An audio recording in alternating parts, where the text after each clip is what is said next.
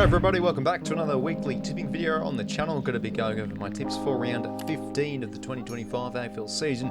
Feel free to leave a like and subscribe if you do go on to enjoy today's video. Let's begin.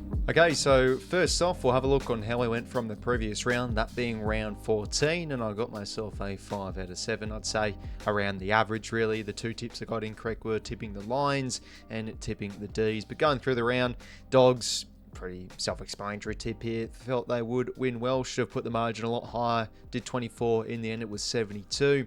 Hawthorn, a bit fortuitous to get this tip correct. Adelaide were in control. They looked tougher on the inside, but credit to the Hawks, their second half, a real good turnaround, and they got on top on a very low-scoring game down in Tassie. Brisbane, I did say last week I felt they were gettable, and the Giants can always prove you wrong here and there you go. 𝐼𝐻𝐿𝐼𝐻𝐿𝐼 and 𝐬𝐻𝐿𝐼𝐻 were terrific down forward. They were key to the win. Cats over the Dons always seem to have the wood over them in these country games. The Dockers survived a late scare against North Melbourne, who continue to build and are looking impressive with another gallant defeat for the Kangas. And Port Adelaide, 2 wins in a row now, and it was a really good win over the Ds. I thought Melbourne, off the back of that loss last week against the Pies, would find a way, but the same old loss for them. And the Blues, I was a bit iffy on them, but in the end they did the job over the Eagles. A quick look now at my tipping comp leaderboard update. There were actually a number of people that got themselves a full 7 out of 7. The Mighty Muffin Man, 𝐼𝐻𝐿𝐼, AFL Legend 29, 𝘬𝐻𝐿𝐼 and �𝑡𝑦𝑊𝐴 got themselves 7 out of 7. Well done to those people. And as for who is leading my competition, it is a three-way tie of ESPN fan Liam H and 𝐶C's, all on 107 points. So let's now begin with the tips for round 15. We start on the Thursday night. The Dockers hosting the Dons at Optus Stadium. Freo survived a late scare against the Kangas last week. They did the damage though mostly in that second term when they kicked a few goals in a row. It wasn't pretty, but in their scenario, I think they just got to take 4 points and run, considering that they choked finals last year, and those are the sort of games where Freo could have dropped last season. So there's improvements there. Strong and Brayshaw were also instrumental and will be for sure key to this matchup against the Dons, where it's hard to get a bit of a gauge on them at the minutes. I felt last week their loss against the Cats just beaten by a way too much quality team. A lot of young players the Dons are fielding in the minutes, so it is understandable. They're also going to be debuting Viggo Vicentini, so I'm assuming Goldstein will get a rest. The goal for the Dons is certainly to make this game competitive. Look what North were able to do, come from behind and almost steal it. So if they can make this a contest like they've been able to do the past few games, like against the Blues and the Lions, try and out-pressure and out-hunt the Dockers in that ground level game, they could be a decent chance to get on top for a quarter or two. Freo definitely one of those sides with a soft underbelly, so it's a good opportunity for Essendon to cause a bit of an upset here. Just don't have the guts to do it. I'm feeling Fremantle will be too strong around the footy and will get the Dons through their ball movement. But Essendon, the past few games, they've been able to show that they can move it quick too. So can that outdo the Dockers? I don't think so. I think Fremantle will be too superior in this game. But I reckon this one will be a bit of a contest. Essendon will push them, but Freo will be that tad too quality and win by 14 points. Then for Friday night, we do have the Cats taking on the Lions down at the Cattery. Second versus third tasty matchup by the looks of this. And Brisbane, the past few times down at the Cattery, they've had some close contests. For the Cats, they are currently flying. Their past 5 games, they've won all 5. It feels like there has been some chinks in their armour where sides have been able to get them out the back, like the Eagles are able to push them off the turnover. But they've just been getting the job done each and every week. They're just looking far too superior with their opponent with how they're moving the ball in hand. They move it quick. They are really efficient. Brisbane, their issue is their entries and their cohesion and their connection is looking a little bit ordinary, as well as their goal kicking. If they just continue those shallow entries, teams are able to get them out the back like the Giants did. The Cats can certainly do that. So you could say a big reason why Brisbane have dropped their past 2 games is because of their goal kicking. It's really let them down. Jack Payne, all the best to him, but that's a key out for Brisbane. It forcing now really Harris Andrews to take the number 1. He goes on to Hogan and he continues to have a brilliant game and be one of the match winners. So structure-wise, no doubt that could really hurt the Lions. Still feel like giving the Lions a bit of a mulligan go with how they're moving it, because overall they are one of the more connected teams in the competition, so down on form perhaps in those areas, but the Cats at home, no matter the opponent, it's hard to go against them. So Brisbane bouncing back and getting on top of that midfield battle, I can definitely see. I think a lot of it comes down though, are they going to be efficient enough and have enough supply and just hit the scoreboard well to win? I think the Cats will be that touch too good with how they move the pill themselves. So I'm going to be going with Geelong in this game. Should be a beauty. I'm going to go a close one here. The Cats win it by 10 points. For the Saturday games now, first one up, we do have the Blues taking on the Kangas at the MCG.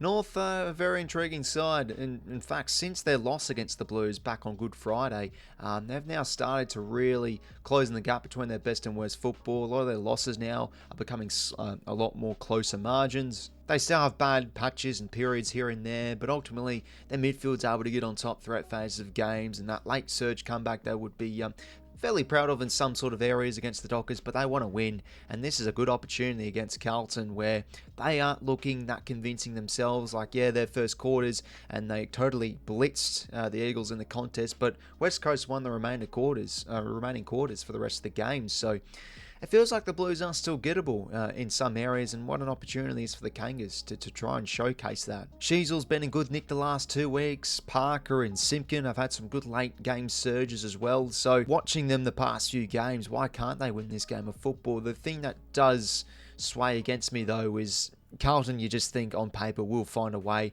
No Mackay though, no Charlie Curnow potentially for this game either. So the outs are starting to build for the Blues. No Walsh too.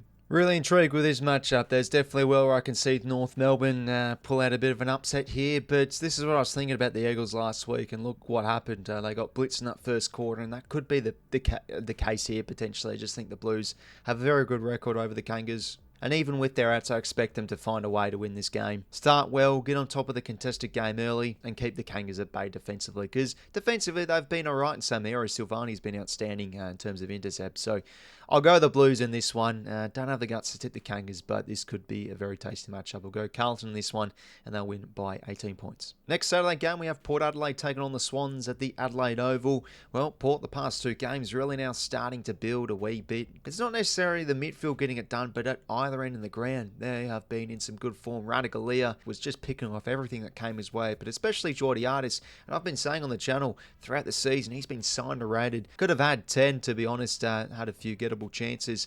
And Bergman's been awesome, more of in a midfield role, but floats behind the ball a bit and can intercept. He's been great over heads. I've always been a bit of a believer in Port Adelaide, and they've let me down when tipping them sometimes. But facing the Swans, coming off the bye, not really too great usually, the Swans off the bye for the most part. But their expectations are so low this season. Port are just an enigma, same as Sydney to be fair, so this is probably a good opportunity for the Swans to probably find a way. They were very good against the Tigers, just far too stronger and experienced, I felt, against some of those younger players for the Tigers, and could be heading into this game with a bit of form. They have the ins though. Papley potentially could come back in. Goulden could also come back in, and Marty as well. So it's now starting to look like a bit of a full-strength team. Both teams' ball movement's been oh so inconsistent this season. The Swans have been able to show some really good ball movement throughout this season, but Port, off the back of the win against the Demons, geez, they looked really good when moving the ball with pace. So yeah, it's just like who can really showcase it on Saturday afternoon? That's the big question. Ultimately, though, I just think Port, looking at that midfield, it's a midfield that really matches up well, and Sydney always seem to outdo the Swans in these midfield battles. Jordan, you'd think, just has to start on Zach Butters, but even he could still get out off the chain a wee bit. Both teams are just absolute enigmas, but given Port's record over Sydney, past 2 games they've won and are looking in good nick, I'll go with Port Adelaide here. They're intercepting well behind the ball. They've got players like 𝐼𝐻𝐻𝐪 being a threat overhead, even though I think Tommy Mack could do a job to quell him somewhat. I think Port will be a bit too strong in that midfield battle. Home field advantage, we'll go with Port Adelaide here, and we'll tip them by 20 points. Saturday night now, we do have the Pies take on the Saints at Marvel Stadium. St Kilda just been so inconsistent this season, and I think that loss against Western Bulldogs last Thursday night just remind you that this team is fairly young in most areas, but they are actually still fielding quite a lot of older players. There were some graphics on some footy shows. So, they now start to play a bit more kids, maybe get Boxall in there, and Alex Taru back from suspension the past few weeks ago. Could he get a debut? So, yeah, I think for St Kilda, they just need to keep on blooding the youth and investing again, in the upcoming drafts. But they're a team that always shocks you here and there. Not really many people gave them a chance against the D's. They pull out one of their best ball movement games of the season and find a way to win. Can they do it against the Pies? Geez, you'd have to be very brave tipping against Collingwood. But, the Pies, could they be due for a loss? Saints at Marvel, they're just a total mystery. I think for St Kilda, they just got to try and find a way to start well, get a bit of scoreboard pressure early on, really bring some forward half heat like they did against the Cats all those weeks ago, and set the tone and get the game on their terms. North Melbourne were able to push the Pies to 3/4, so you'd think the Saints could find a way to turn this game into a bit of a scrap and get on top of that grand level game. Even though they are coming off the bye, the Pies, I think when looking at Collingwood in terms of tipping, you just have to keep on backing them in until they lose a game. You might change your mind on them. Just think Collingwood would be far too superior, especially aerially. They've been great in the air around the ground with 𝐼𝐶 𝐿𝐴𝐴𝐿 and Jeremy Howe's been huge. The Saints aerially have been a bit of an issue this season. So I expect Collingwood, maybe the Saints could push them and get the game on their terms, but ultimately Collingwood should be far too strong. Their pressure game can really outdo opposition, and I think they can get them out the back with their very good ball movement by hand. So going to go the Pies in this one.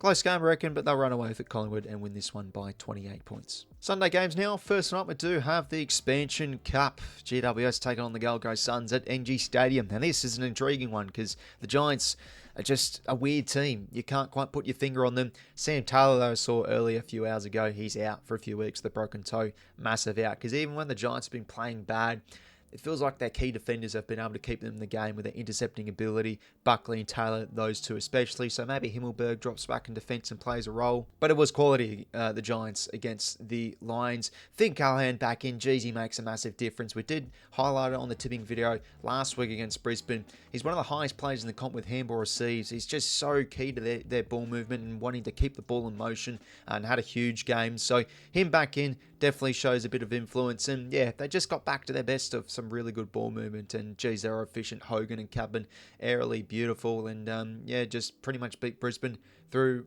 I thought, more accurate goal kicking. So facing the Suns, where it's hard to put your finger on them now. If they drop this, they'll have 3 losses in a row, and it's now starting to slip away a bit. They're really good numbers and how they're playing, but ultimately they just got to get back to their strengths. Their forward half pressure, when it's on, is best in the competition. Can they put a number of that Giants midfield? They've been pretty weak in the contested game here or there. The Tigers push them for most of the game, so can Gold Coast try and trump the Giants in that midfield? Get a lot of inside 50s, a lot of repeat entries, but feels like the cohesion inside 50 is starting to slip away a little bit. So look, off the bye, they probably put a bit of work into that. So I think this is a good chance for the Suns to finally win against the Giants. I say finally because they just don't have a good record over GWS over here at 𝐸𝐺 Stadium. It feels like the Giants have always been able to pip them. If I do look at the past few games, the past 3 they've won in pretty convincing fashion, to be honest. So I think if Gold Coast really get on top of that contested game, I think that could be a reason for them winning this game of footy. But the Giants off the back of that win against Brisbane,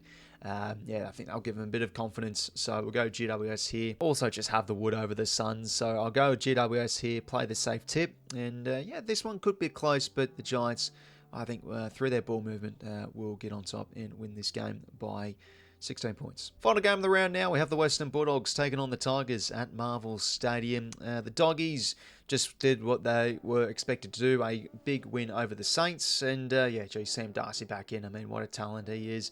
And David King really put it well with his analysis. When so many Saints players are committing to Darcy, it just leaves holes at ground level for their forwards to attack. So it's just an ultimate nuisance. And the Tigers, Sam Darcy could have a big game here, you'd think. I think Noel Bolter is not allowed to play this game, so does Ben Miller or someone take him? Richmond coming off the bye as well, and it was a disappointing loss against the Swans.